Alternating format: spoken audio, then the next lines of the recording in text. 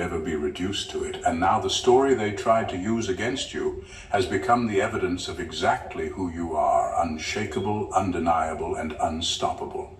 Number 5, your downfall was their dream because your presence was their exposure.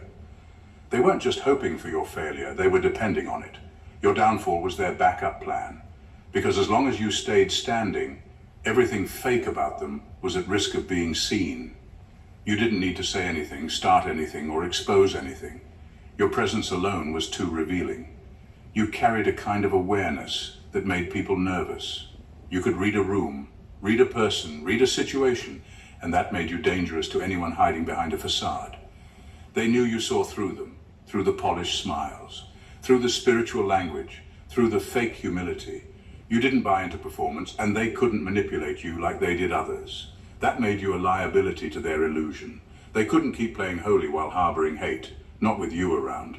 They couldn't keep acting like victims while secretly pulling strings behind the scenes.